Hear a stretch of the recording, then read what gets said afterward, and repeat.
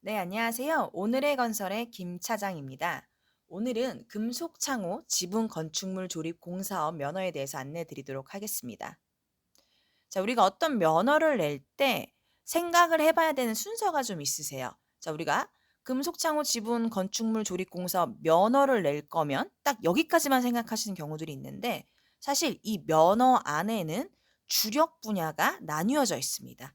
그래서 첫째, 이 면허를 낼 거면 어떤 주력 분야를 낼지 결정을 하셔야 되는데요. 자, 두 가지로 나뉘어져 있어요. 금속 구조물 창호 온실 공사, 그다음에 지붕 판금 건축물 조립 공사업. 이 중에서 어떤 걸 할 것이냐 이걸 가장 먼저 선택하셔야 되고요. 그다음에는 등록 기준. 어떠한 등록 기준을 내가 준비를 해야 면허가 나올 수 있을지 현재는 어떤 상황인지에 대해서 체크를 해 보셔야 되고 자, 그렇다면은 이거에 따른 증빙 서류는 무엇이 있는가? 이거 체크해 보셔야 되고 어디에다 면허를 접수하고 언제쯤 면허가 나서 수령할 수 있는가? 요 과정으로 좀 생각해 보시면 될 것 같고요. 제가 이거를 하나하나씩 좀 상세하게 설명을 드릴게요. 자, 일단 주력 분야를 결정하심에 있어서 요 부분을 먼저 체크해 보시면 돼요. 내가 주력 분야를 하나 선택하면은 등록 기준 중에 기술자가 2명이 필요하고 주력 분야를 2개 선택할 때는 기술자가 3명이 필요하다. 나머지 등록 기준인 자본금, 공제조합, 사무실은 주력 분야의 개수랑 관계없이 동일해요. 그래서 내가 만약에 기술자가 여유 있어. 3명 이상이야. 그러면은 주력 분야를 그냥 다 하셔서 업무 범위를 넓혀 놓는 게 좋으실 거고 내가 기술자가 딱 2명이야. 그러면 내가 하려는 업무를 잘 체크하셔서 주력 분야를 선택하셔야 돼요. 자, 금속 구조물 창호 온실 공사 같은 경우는 창호, 금속 구조물, 그다음에 온실 설치를 할 수 있는 일이에요. 그래서 요 일을 하신다면은 당연히 금속 구조물 창호 온실 공사를 주력으로 선택하셔야 되고요. 자, 지붕 판금 건축물 조립 공사의 경우 우리가 지붕, 슬라이트를 설치하고 그다음에 판넬 등의 공사 이런 부분을 하실 거다라고 하면은 지붕 판금 건축물 조립 공사를 주력으로 선택하셔야 되는 거죠. 그래서 주력 분야를 어떻게 할지 결정이 됐다. 그럼 이제 등록 기준을 알아보셔야 되는데요. 자, 등록 기준 중에서 먼저 자본금 부분 설명드릴게요. 자, 자본금은 1억 5천입니다. 주력을 하나 하던 2개 하던 법인 사업자 형태이시던 개인 사업자이시던 1억 5천이라는 건 그냥 동일합니다. 금액은 동일하나 준비될 게 조금 다른데요. 자, 법인의 경우 납입 자본금이라는 게 있어요. 자, 납입 자본금은 우리 등기부등본상의 이 자본금을 의미합니다. 개인 사업자는 이 등기라는 것 자체가 존재하지 않기 때문에 그냥 신경 안 쓰셔도 되고요. 법인의 경우 등기부등본을 떼어서 이 자본 금액을 확인한 후 이게 만약에 1억 5천 미만이다. 그러면은 최소한 1억 5천으로 증자하시는 과정이 필요하십니다. 자, 그다음에 실질 자본금. 실질 자본금은 법인 사업자, 개인 사업자 모두 해당되시는 거고요. 자, 이름에서 있다시피 실제로 있는 자본금을 의미하고 이 실제로 있다라는 의미는 만약에 우리가 법인이나 개인 사업자를 이제 막 설립했어. 설립하자마자 면허 낼 거야. 란 이런 신규인 상황이시라면은 설립일부터 1억 5천이 예금으로 유지되어 있어야 돼요. 그래서 난 1억 5천 있다가 1억 3천으로 떨어졌다가 다시 1억 5천 올려놨어. 안 돼요. 설립일부터 있어야 되기 때문에 반드시 먼저 1억 5천이 준비돼서 이 돈을 쓰지 않고 계속 유지돼야 된다라는 거. 요거 중요한 부분이니까 잘 체크하시고요. 두 번째, 겸업 신규 업체. 자, 겸업 신규 업체란 우리가 이미 다른 사업을 하고 있습니다. 사업자 낸 지 90일도 넘었고 이미 뭐 도소매던 제조업이던 다른 업을 하고 있는데 건설업 자체는 처음 내는 곳.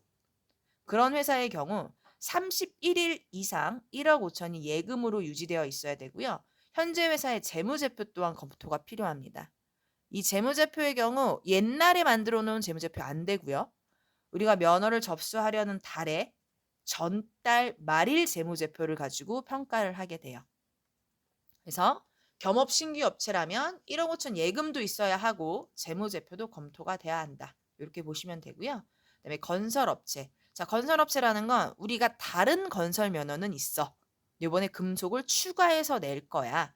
이러한 경우라면 다른 건설 면허로 인한 자산들이 예금뿐 아니라 공사 미수금도 있으실 거고 원재료도 있으실 거고 이러한 부분 또한 자산으로 인정될 수가 있어요. 그래서 마찬가지로 재무제표가 필요합니다. 그래서 재무제표 안에 자산이 얼마 있는가 이런 거를 검토하게 됩니다. 자, 그래서 이 납입자본금, 재무제표, 예금 이러한 것들을 다 검토해서 이 회사는 면허를 받을 수 있을 조건이 됩니다. 라고 하는 보고서가 바로 재무관리 상태 진단 보고서입니다. 다른 말로는 기업 진단 보고서라고도 불리고 있는데요. 이 보고서는 회사에서 자체적으로 발급한다거나 우리 기장을 봐주시는 세무사나 회계사를 통해서는 발급이 아예 법적으로 불가능한 서류예요. 그렇기 때문에 외부 회사와 관계성이 없는 전문 업체를 통해 발급을 하셔야 되고요. 저희 해솔에서 발급해 드리고 있으니까 궁금한 부분이 있으면 이 번호로 전화를 주세요. 이게 각 회사별로 준비하실 내용이 다릅니다. 납입자본금도 다르실 거고 재무 상태에 따라서 준비해야 될 것도 다르기 때문에 반드시 전화 주시면은 맞춤식으로 좀 별도로 안내를 드릴게요. 자, 두 번째 등록 기준으로는 공제조합이 있습니다. 공제조합은 건설업체를 대상으로 계약 이행 보증이라던가 하자 보증, 각종 보증을 들어주는 기관이에요. 그러니까 건설업이 다소 위험할 수 있는 사업이다 보니 이런 보증을 들을 수 있는 회사만이 면허를 발급받을 수 있는 겁니다. 근데 공제조합도 우리 회사를 그냥 보증해 줄 수는 없잖아요. 그래서 예치금, 일정의 금액을 예치해 두셔야 되는데요. 그 금액이 약 5천만 원 가량 됩니다. 그래서 이 금액은 일단 돈을 넣고 나면은 2년 동안은 뺄 수 없어요. 만약 이걸 그냥 뺐다. 그러면 우리는 등록 기준이 미달돼서 나중에 영업 정지가 나올 수가 있게 돼요. 그래서 일반적으로 뺄 수 없고 2년 이후에 입금 후 2년 이후 약 60% 융자는 가능합니다. 우리 보험 대출 받듯이 융자 가능하시고 나는 더 이상 이 사업을 하지 않겠어. 면허를 반납하면 당연히 일반 출금하실 수 있습니다. 그래서 이 공제조합에서 이 돈을 그냥 돈만 넣으면 되냐? 그게 아니고 회사에 관련된 각종 정보를 줘야겠죠. 정보를 주고 신청서를 써서 작성을 하고 돈까지 예치까지 다 하게 되면 공제조합에서 보증 가능 금액 확인서라는 것을 발급해 줍니다. 그러면 이걸 우리는 면허 접수할 때 함께 제출을 하셔야 되는 서류인 거죠. 자, 세 번째 등록 기준으로 사무실이 있어요. 자, 사무실 같은 경우에는 가장 중요한 게 건축법상 용도, 그리고 임대차 계약서 종료 기간도 반드시 확인을 하셔야 되고요. 그리고 사무실은 면적에 제한은 없습니다. 몇 평이든 관계는 없으나 누가 봐도 사무를 할 수 있어야 하기에 적더라도 뭐 책상, 의자, 전화, 팩스, 인터넷 이런 기본적인 사무용품 같은 건 다 준비가 되셔야 돼요. 그리고 우리가 가장 헷갈려 하시는 게 용도예요. 우리 사무실의 용도가 과연 무엇일까? 생각 안 해보신 분들은 잘 모를 수 있어요. 자, 그러면 건축물 대장을 발급할 수 있습니다. 건축물 대장은 누구든 발급 가능한 거고요. 요걸 발급하면 이렇게 용도라는 부분이 나오는데요. 이 용도가 근린생활시설, 사무소 이런 거는 문제 없어요. 정확하게 가능한 용도인 거고요. 그리고 만약에 주택이다. 이건 안 됩니다. 이사 가셔야 해요. 주택은 사무실로 인정받을 수가 없고요. 그리고 애매한 것들이 있어요. 만약에 창고시설, 공장시설 이렇게 써 있다면 이거는 되기 위한 조건이나 필요 서류들이 별도로 있을 수 있으니 반드시 내가 면허를 등록하려는 관청이랑 확인을 하셔야 돼요. 뭐 예를 들어 공장이면은 공장 등록증이 있어야 되고 우리가 만든 제품을 설치를 하려고 할 때 됩니다. 요렇게 인정해 주는 것도 있고 뭐 벤처기업 인증서를 갖고 오십시오 하는 것도 있어요. 그러니까 즉 다릅니다. 다르기 때문에 만약에 근린생활시설 사무소가 아니다라면 다른 용도라면은 반드시 관청을 통해서 확인을 하시길 추천을 드릴게요. 중요한 부분이니까 반드시 체크해 보시길 바랍니다. 자, 그다음 등록 기준의 마지막 기술자가 있는데요. 자, 기술자의 경우 제가 아까 말씀드렸죠. 주력 분야에 따라서 수가 달라집니다. 하나만 등록할 거야 2명, 주력 분야를 2개 다 할 거야 3명.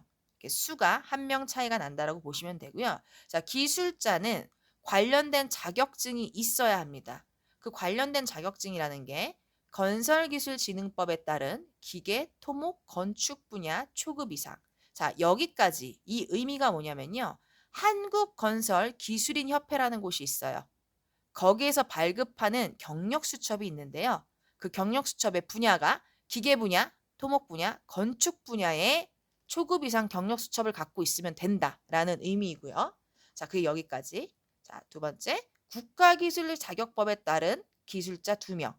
자, 국가기술 자격법에 따른 거는 자, 여기에 있는 자격증을 의미해요. 제가 써놓은 자격증 중에 어떤 거든 2분 이상 있으시면 됩니다. 예를 들어 방수기능사 2명 있어요. 됩니다. 기중기 운전 기능사 1명 있고 일반 기계 기사 있어요. 됩니다.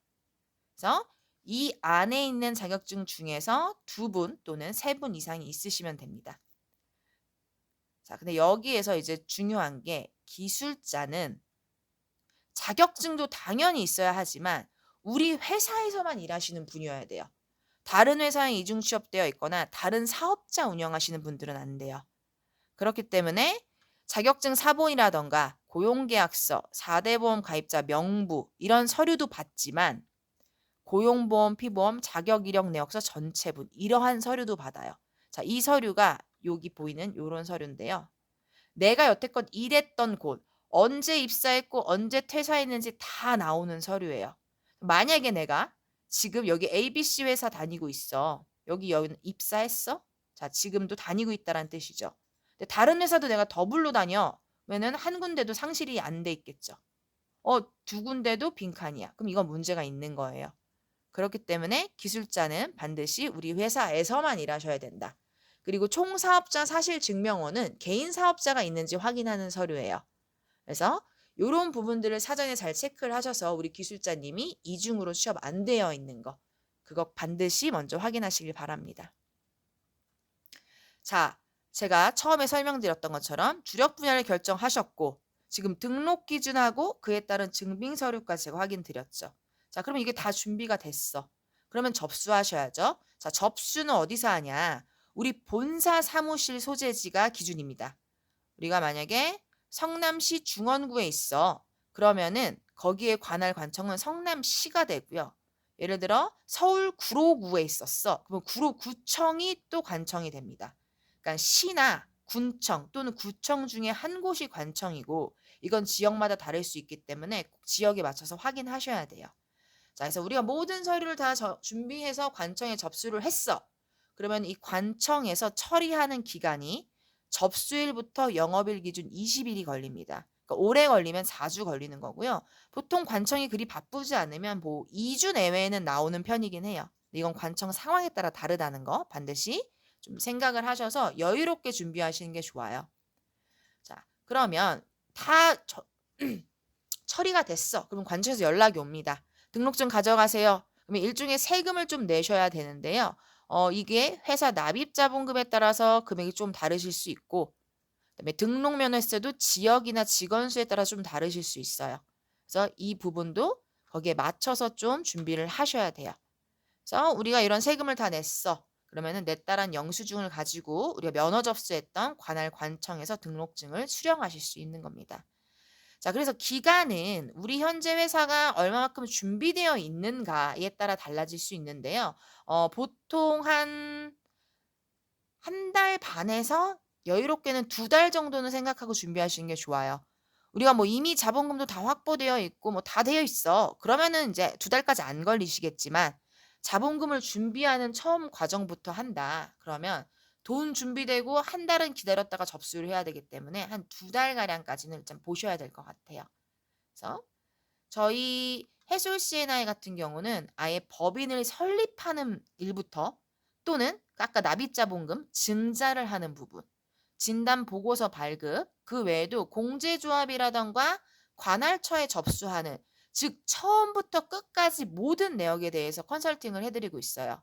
그래서 만약에 저희랑 업무 대행을 하시면 저희가 회사에서 준비해 주실 서류 목록과 그다음에 일정표를 다 정리해서 드려요. 그러니까 저희가 못 뽑는 서류만 뽑아 주시면 저희가 그걸 가지고 다 검토하고 작성하고 접수까지 같이 가는 그런 과정으로 진행이 됩니다. 그래서 만약에 면허 등록을 하려고 하는데 행정 절차도 복잡하고 난 잘 이해 안 되고 모르겠어. 그러면 연락 주세요. 그러면 제가 상담해 드리고 이제 원하신다면은 저희 업무 대행까지 다 진행을 하니깐요. 혼자 하시는 것보다 훨씬 더 간단하고 쉽게 진행 가능하실 거예요. 자, 그러면은 오늘은 여기까지 설명드리고요. 추가적으로 궁금한 거 있으면 요 번호로 전화 주세요. 그러면은 자세하게 또 설명드리도록 하겠습니다. 네, 오늘의 건설의 김 차장이었습니다. 감사합니다.